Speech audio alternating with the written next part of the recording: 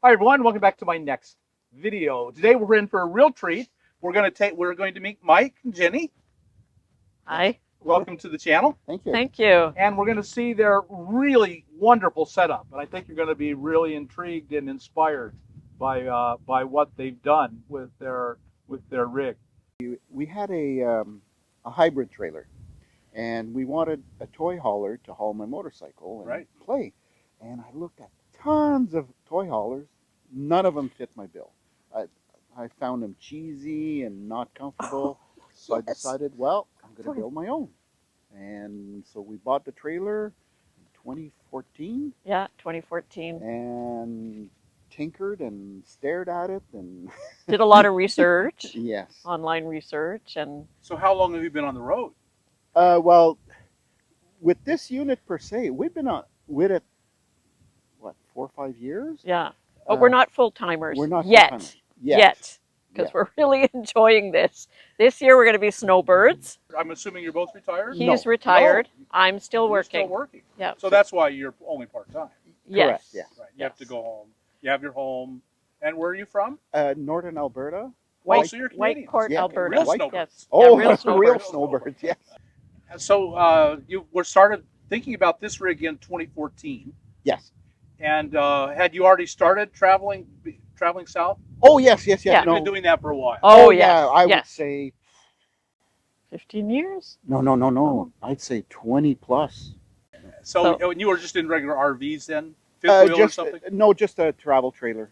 And so you'd done it a while, and then you were thinking kind of towards long-term retirement. Well, what made you switch into the cargo trailer? The fact that I wanted to haul my motorcycle. The motorcycle. That was a big deal. Previously, when we had the hybrid, we would put it in the back of the pickup truck, but that was a pain to find a place to unload it and load it.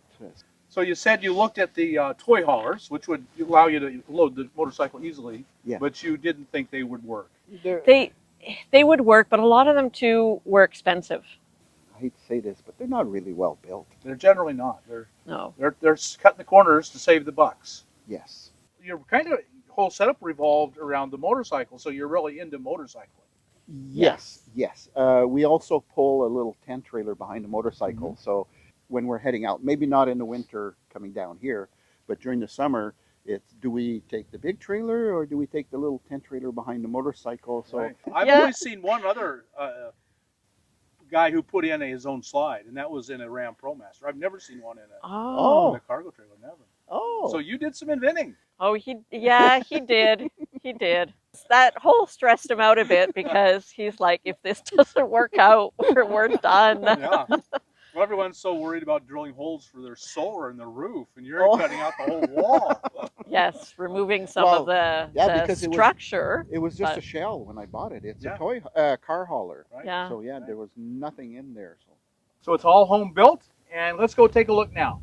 Perfect. Let's go.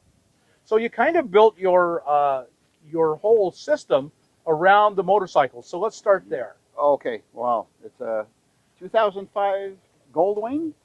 I've had it for about 10 years now, and I've put about 100,000 miles on it. Wow. So it's a great big heavy bike. Yes, it's over 1,000 pounds. Well, just over 1,000 pounds. And you pull a trailer that pops up. A little tent trailer, yes. And it has a queen-size bed. Oh, my. And we can actually stand up in the inside. Okay, and so because of it's a huge motorcycle, like you said, 1,000 pounds, that required a special trailer. And so you tell us about your trailer then. Okay, it's a car hauler. It's made to haul cars. It has, what did they say? You can haul up to a 5,500 pound car. So it's built tough. Yeah. And it was a bare bone trailer. It was just plywood inside. We stripped it down. I got it spray foamed, put the plywood back on, and then we started planning. Well, let's take a look. Absolutely. So how long is it? It's a 20-footer. These trailers don't come with a screen door, but we wanted a screen door, so I made my own screen door.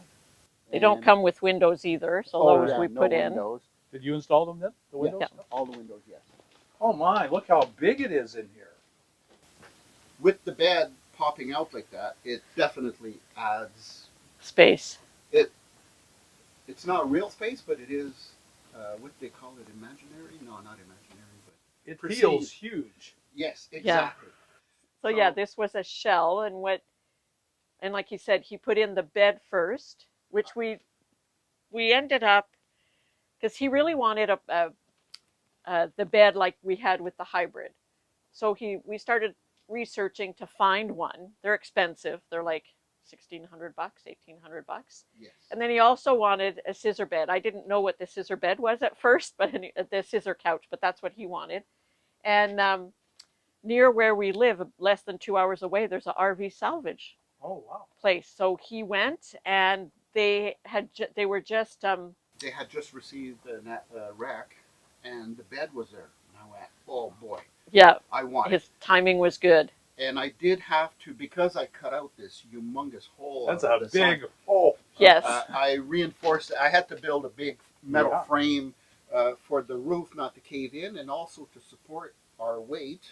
So from the salvage place, we ended up with the bed frame, the scissor couch, the frame for the settee, and it also with the windows and the original camper doors. Do you have a motor on the slide, or does it? No, it's not an actual slide like you see on RVs where it pops out in one unit.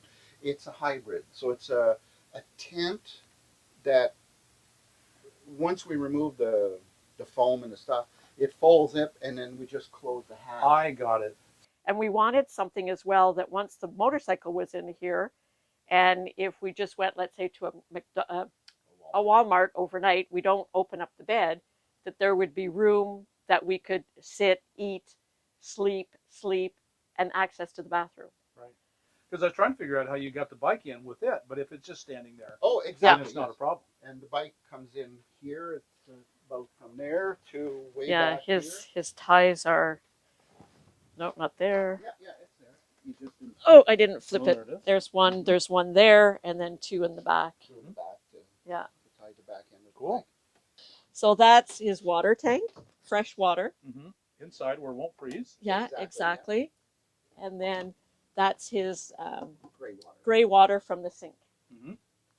For me, things have to have more than one purpose if I can. Sure. So, for example, the cooktop. Right now, we're using an induction cooktop we just discovered. It is totally amazing, but I also use a Coleman stove.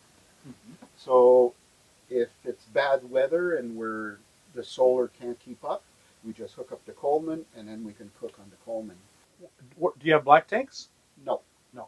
How are you composting toilet? Composting toilet. And what about a shower then?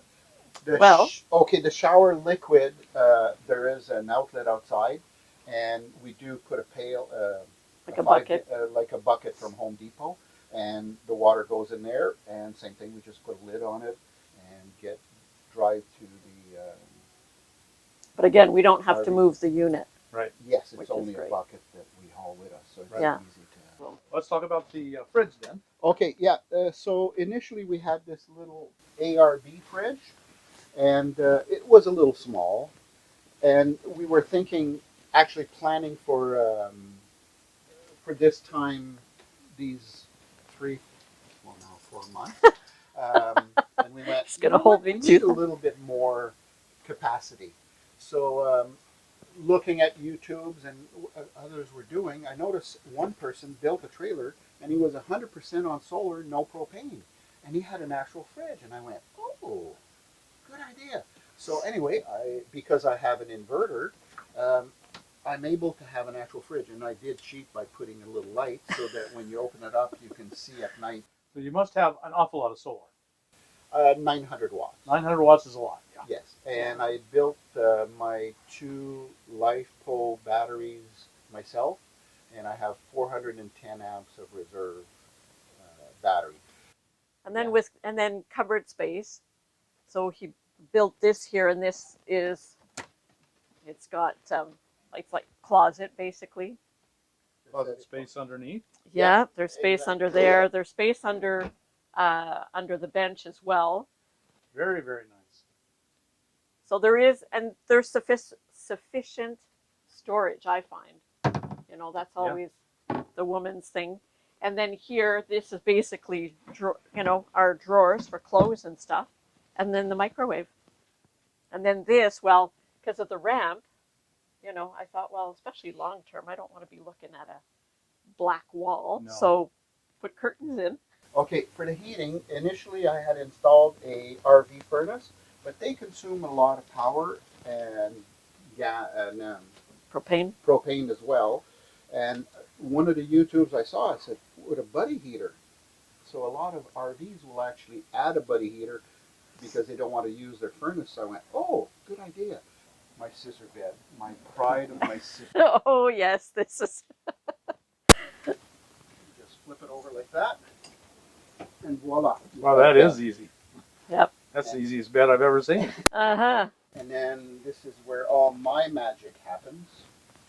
My solar system, electrical, and my homemade batteries. Wow. I ordered my cells and my BMS from China, and with YouTube, with Will Prowse's videos, I felt very comfortable building my own batteries, and at the same time, I end up saving money. And then your inverter is down there. Yeah, I've got Is a it 2,000 watt inverter back in here. It's a Renogy. And also all my setup, I used Victron equipment. I noticed that. And the great thing about Victron is you can have a display back here, and the display shows you everything. Oh, and that's off Raspberry Pi. Oh, okay. I was wondering how you did that because, of course, I have the phone app, but that's a whole lot more bigger and better than the phone app. And you have this is your restroom back here? Yes, it is. It's don't worry, I'll open the lid, but there's no surprises in it. No. There's this kit that they sell that has a urine diverter and this nice, comfortable seat. So I built my own. Everything is inside, and then I made this little drawer for our composting material. Mm-hmm. So this is a water on demand.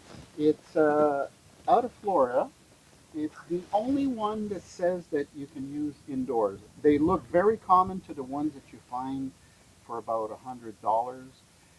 They perform very well, but this one here, because it's indoor and flueless, I didn't have to worry about a chimney. Right. So it does an awesome job. We have very hot water, and I just plumbed it into the unit. What we did is we do have a screen with Velcro all around with a zipper in the middle, so we can, on beautiful non-windy days, we can put up the screen. When it's warm. When it's warm. We can put up the screen and have beautiful airflow inside. And also when we're inside, we can enjoy the amazing view. So I noticed you have an F-150. Is that enough tow vehicle for this? It Yes. is. Previously, I had a one-ton Dodge diesel. It definitely did not have any problems my goodness, pulling this. But the problem is that when we moved from British Columbia to Alberta, the ski hill that I was managing was literally 5 minutes away from home, and it was really hurting my Dodge diesel. So after doing a lot of research and another buddy who's detail-oriented before purchasing anything, he recommended the F-150 EcoBoost because of the fuel economy. Right. So I have better fuel economy when I'm not towing. I do pay a penalty when I am towing, but it's still very reasonable. Yeah, we have no problems towing this, not at all. No. So you have, how much do you have on the roof? About 900 watts of power. Oh, on the roof, and then this is 100? That's a 175 watt panel. So I have two of them that I can slide off, and because of these Anderson power poles, there's splitters. so I can hook up two. And initially, at the beginning, I was using the two solar panels out here, but then it was like 10 o'clock, 11 o'clock, my battery was fully charged. So I figured, I only need one. So the other one I left it flat on the roof.